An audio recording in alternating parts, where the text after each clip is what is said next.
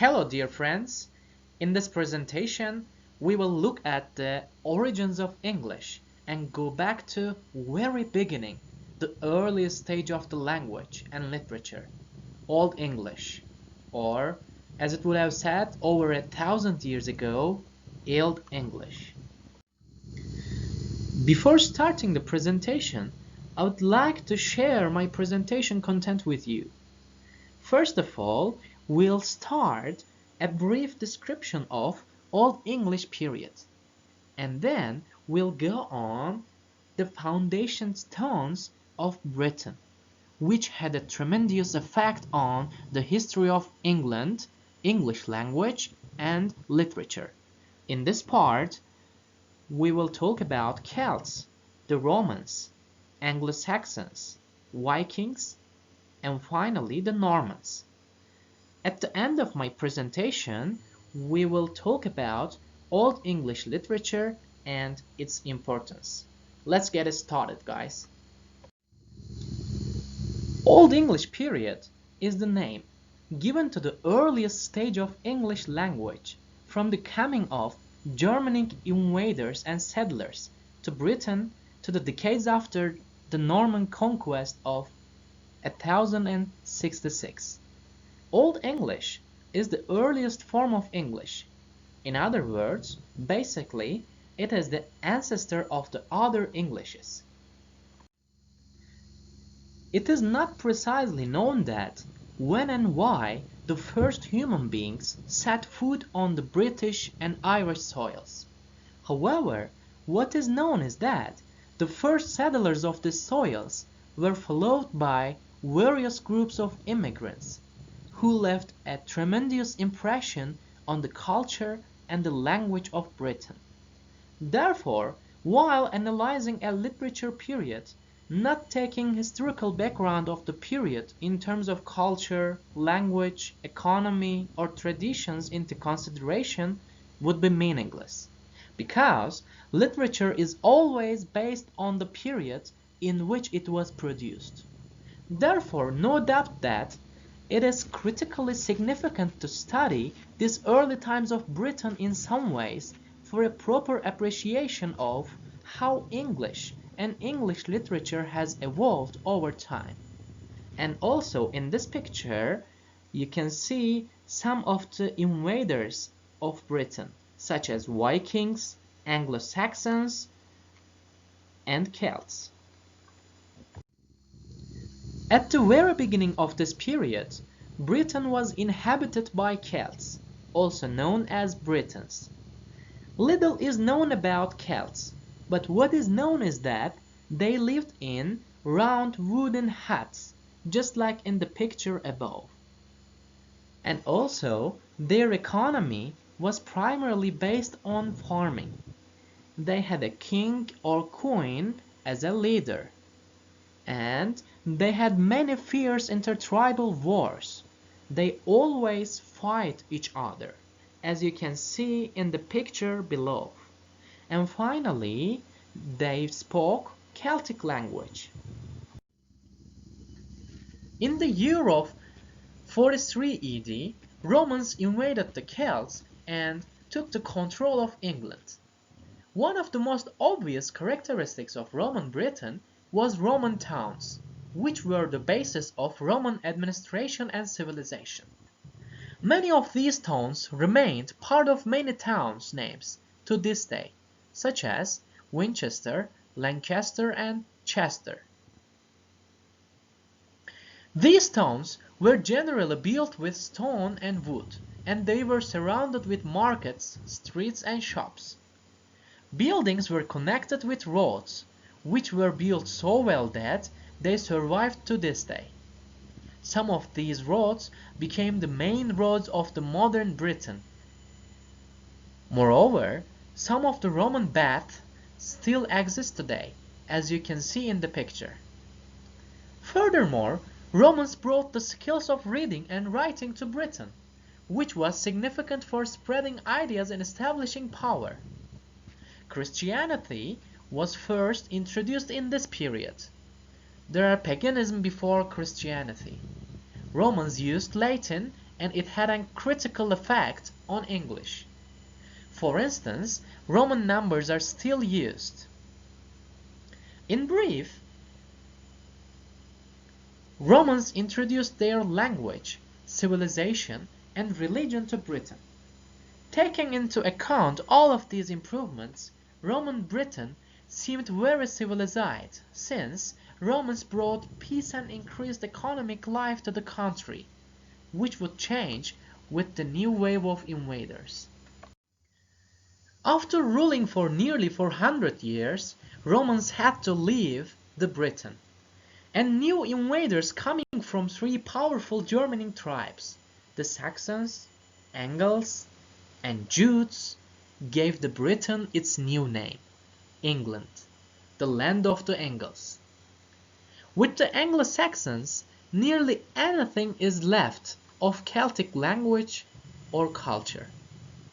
In the picture below, you can see where the three powerful Germanic tribes came from and where they invade. New group of invaders brought a new culture which is still obvious today. For instance, days of the week that we use today were named after the Germanic gods. For instance, Tig for Tuesday, Woden for Wednesday, Thor for Thursday, and Frey for Friday.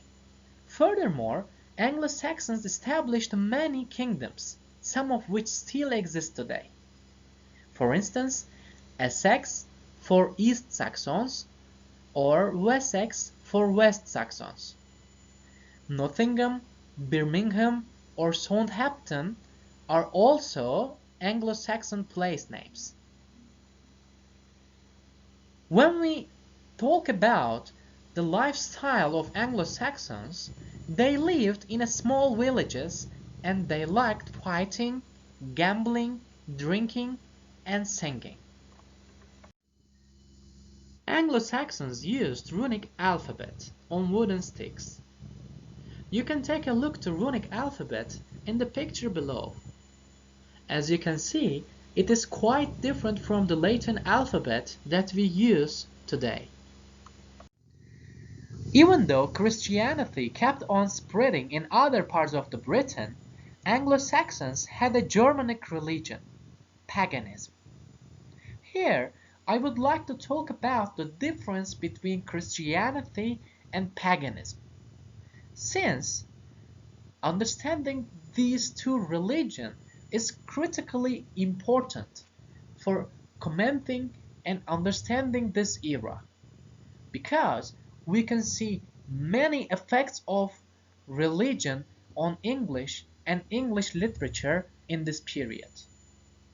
First of all, in Christianity, there is only one God who created everything on earth, whereas in paganism, there are many gods and goddesses, and pagans believe that everything has a soul or spirit.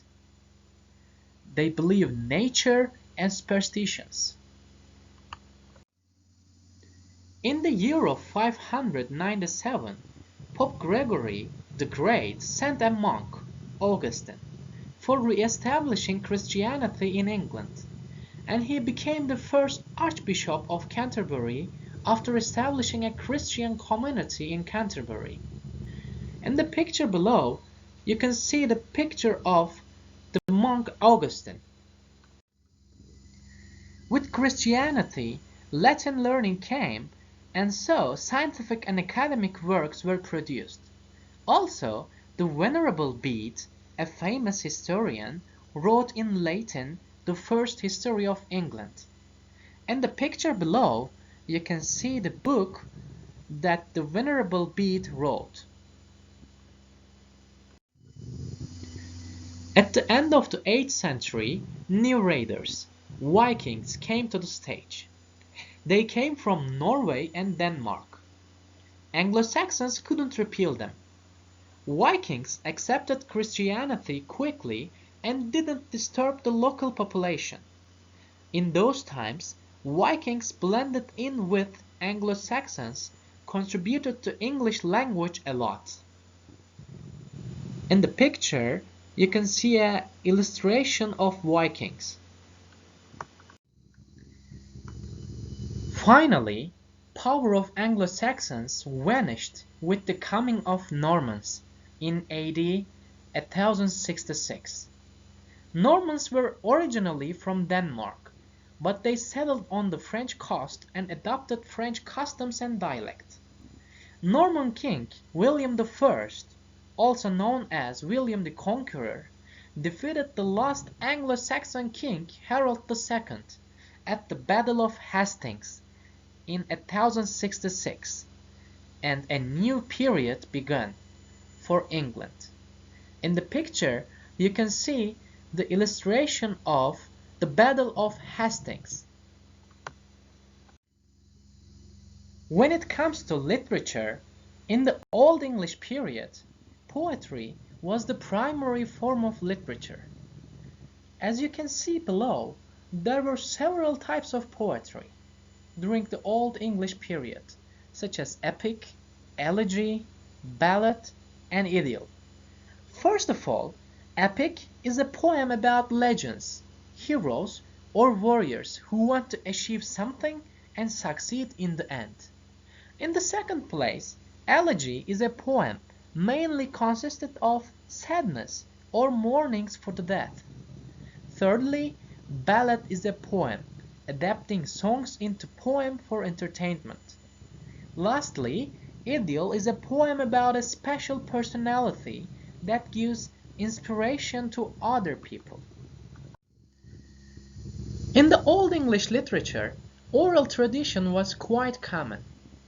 Oral tradition is the cultural information or knowledge passed down to the one generation to the other generations through speech. Especially in the very early stages of Britain, people didn't have any written records. So they preferred speech. They prefer talking to each other, telling each other stories for passing down their culture and literary works. In the picture below, you can see a funny caricature about oral tradition. In this period, people made use of alliterative verse, which is the repetition of consonant sounds at the beginning of words or stressed syllables. People used alliterative verse in order not to forget literary works. In other words, they used the power of words in the verse for memorizing them. For instance, Beowulf is a very good example of alliterative verse use. The greatest Old English poem is Beowulf, which is the first epic poem written in the 7th century and its author still unknown. Beowulf is a poem about a Scandinavian warrior and his quest to defeat a monster called as Grendel, as well as a few more stories about becoming the king and dying of wounds that he had while fighting against a huge dragon in the end. Beowulf has a special position in Old English literature, since this wonderful poem draws a general picture of life in those old days. In the picture below, you can see the starting part of this beautiful poem, Beowulf. As I mentioned before, it is no use to think that literature and life as apart from each other, since literary works always reflect the life itself in some ways. Therefore, what we see in literary works in those times are actually the life itself in those times. Now I would like to talk about Beowulf. For instance, Beowulf tells us about fierce fights and sufferings that people had in those times. It tells about the religion that people had in those times. In other words, it reflects the life itself in those times. Therefore, in this aspect, this poem is critically significant for English literature. In those times, poems were generally related to religion and the Bible with the conversion to Christianity. For instance, Genesis A and Genesis B are about the creation of the world and fall of angels. Exodus and Daniel are about the Bible stories. Christ, Satan, and the dream of the root are another important examples for Old English poetry. There are many other significant literary works in this period, but one of the most known is a late poem called The Battle of Maldon, in which the battle was fought against Danes in the year of 991. This poem was highly praised for its burst of courage that war leaders used. Anonymity was quite common in Old English period. Most of the literary works were written by the ones who people don't know. Nobody knows who were the writers of certain works. However, still there are some names. For instance, Caedmon and Cynewulf are two significant Old English poets. Caedmon was a poor peasant who was asked by a beautiful angel to sing the praise of God. However, only a little part of his song remains in today. On the other hand, Cynewulf's poems were generally based on religion and they were written in the 8th century. Some of his works are Juliana, The Face of Apostles, Christ and Eileen. In the picture, you can see the face of apostles. In this period, prose is another form of literary works, after the poetry. However, prose developed later than poetry. Improvements of prose happened totally in England with the Christianization. Laws were written at the start of the 7th century, and the Anglo-Saxon Chronicle, which is a compilation of the country's early history, are the earliest examples of Old English prose. King Alfred was also an important prose writer. He made a great contribution to the growth of ancient English prose. After he translated many Latin books into English, he educated people. Furthermore, Ælfric, the writer of homilies and lives of saints, was another significant writer of prose. Most of his works were religious. As he used alliteration to join his sentences together, his style is regarded as the best. In the pictures, on the left, you can see King Alfred, and on the right, you can see Ælfric. In Old English period, drama was also present. It was originally presented by the Romans with their invasion of the land. Old English drama started as concise scenes illustrating the Bible stories, which is also one of the effects of Christianization on literature. To summarize, Old English literature consisted majorly of epics or heroic poems, but we can also see the examples of prose and drama too. And also the language used in these literary works is really difficult to understand without the usage of special Old English dictionaries. In conclusion, during its long history, England has witnessed many cultures with invaders in its soils. New raiders always came with their own culture, religion, lifestyle and language, and they interacted with the existing culture in the England, which contributed to English history and literary works a lot. When we look at every piece of literary works in this period, we can see the ruins of those times' lifestyle, culture, religion and language. Therefore, studying and analyzing this period is critically important in terms of understanding and commenting on these beautiful literature sources. And finally, I'd like to share a beautiful quote from one Goethe about literature. Thank you. And finally, you can see the references that I benefit from while preparing my presentation. And also, I would like to say thank you so much to all for being kind to watch and listen to me till the end. I really appreciate it. Thank you so much.